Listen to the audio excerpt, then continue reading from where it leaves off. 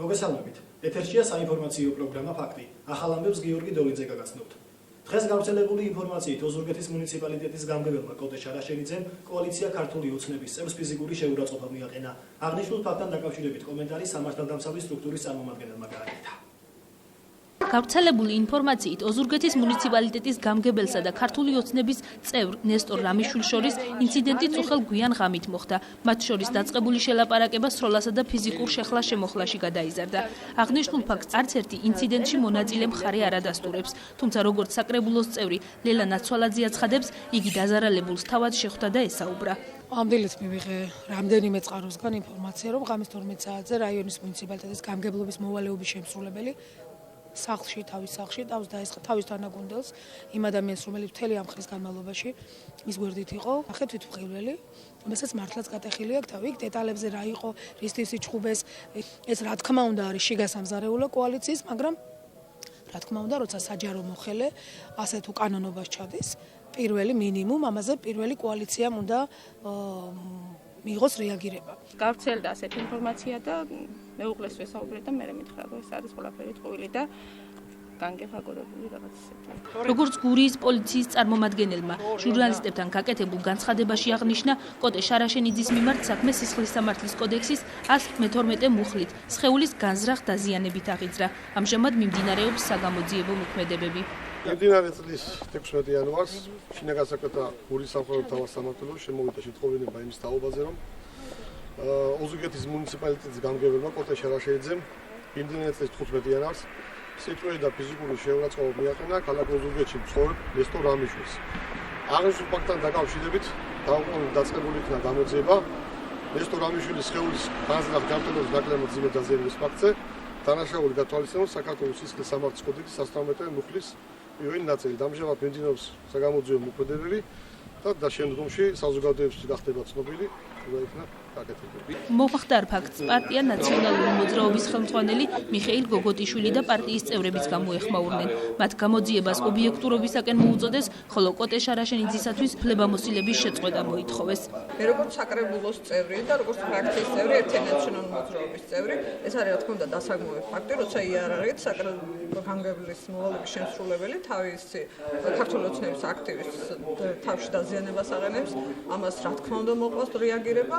ჩვენ მოვითხოვთ გამოძიება ჩატარდეს ობიექტურად და უფლებამოსილება შეუჩერდეს გამგებლის მოვალეობის შემსრულებელს გამოძიების პროცესში. ინციდენტთან დაკავშირებით განვითარებულ მოვლენებს მაყურებელს ჩვენ შემდეგ გამოშვებებაში მივაწვდით. მალე ოზურგეთში სტრატეგიული განვითარების გეგმის საჯარო განხილვა მოეწყობა.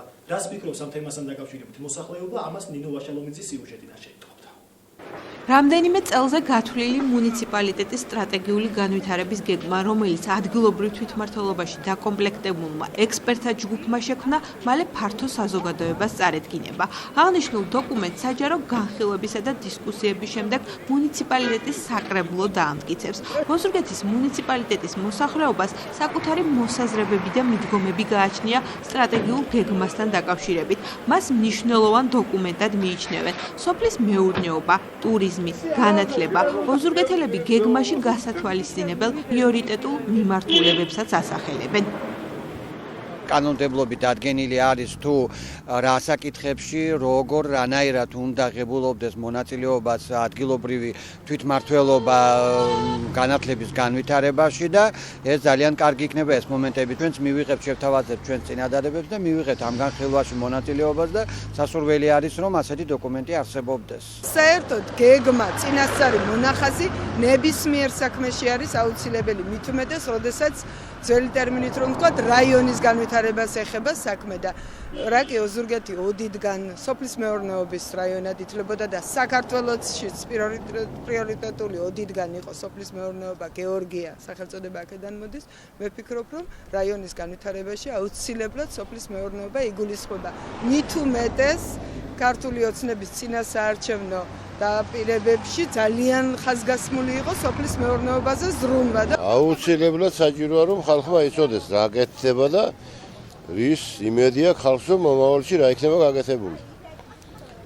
და მე ვესალმებით თუ კი რამე ასეთი გაკეთდება. ამ დოკუმენტში თქვენ როგორ თქვით პრიორიტეტი რომელი სფერო უნდა იყოს? სოფლის მეურნეობა, ტურიზმი, ეკონომიკა თუ ასე შემდეგ? სოფლის მეურნეობა. ოზურგეთი უფრო სოფლის მეურნეობის რაიონია და უნდა იყოს სოფლის მეურნეობის პრიორიტეტი. დღეს ლიხაურში ექვთიმე თაყაიშვილის სახელობის სახლ-მუზეუმში წმინდანის ხსენების დღე აღინიშნა.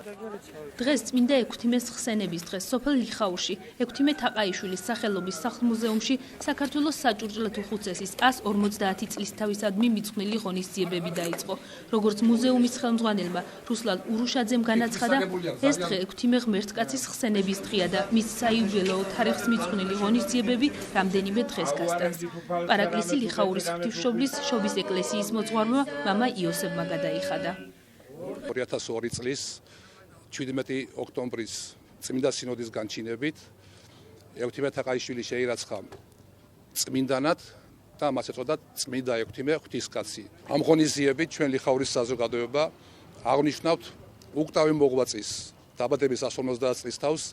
აქედან მიულოცავთ სულ ყველას ამ ბედნიერ დღეს და აგრეთვე აქედან მიულოცავთ ლიხაურის საზოგადოება სულ ყველას ჩვენი წმინდა მამის ილია მეორის დიდებულ იუბილეებს. დღეს დიდი დღეა ჩვენი სოფლის, ჩვენი მხარის და მთლიანად საქართველოს სინამდვილეში. ჩვენი დიდი წმინდანის ექვთიმე ღვთისკაცის ხსენების დღეა და მოგეხსენებათ ექვთიმე ღვთისკაცის ღვაწლი. ესე იგი ის იყო უდიდესი განძის მფარველი საფრანგეთში. მან ამ განძს კი არ მოაკლო პირიქით.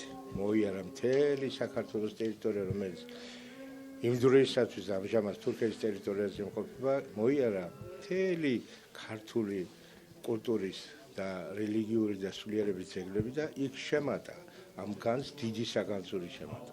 ექვთიმე ღვთისკაცი ამ სოფლის შვილი იყო და მე ამაყება, რომ ამ სოფლის მღვდელი ვარ. ამ სოფლის ეკლესიაში ვატარებ ღვთისმსახურებას და დღესაც ირახვთა პატივი, რომ ჯანმრთელობის პარაკლისი გადამეხადა და აქ მოსული ხალხი დამელოცა და მიმელოცა იმათვის ეს დიდი დღესასწაული.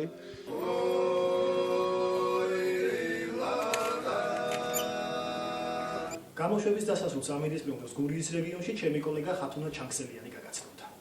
მივესალმები ჩვენს მაყურებელს, ხვალმოსალოდნელ ამინდის პროგნოზ ხათუნა ჩანქსელიანი გაგაცნობდა. სინოპტიკოსები ოზურგეთში ხვალ ზიანამის ყვირდებიან, ჰაერის მაქსიმალური ტემპერატურა დღისით 15 გრადუსი, საღამოთი კი 8 გრადუსი დაფიქსირდება. ზიანი ამინდი იქნება ხვალ ლანჩხუთშიც. ჰაერის მაქსიმალური ტემპერატურა დღისით 16 გრადუსი, ღამით კი 9 გრადუსი დაფიქსირდება. ცვალებადი მოღრუბლულობა იქნება ჩოხატაურში, ჰაერის მაქსიმალური ტემპერატურა დღისით 16 გრადუსი, საღამოთი კი 6 გრადუსი დაფიქსირდება. ასეთი იქნება ხვალ ამინდი გურიის რეგიონში, მე გემშვიდობებით მომავალ შეხვედრამდე.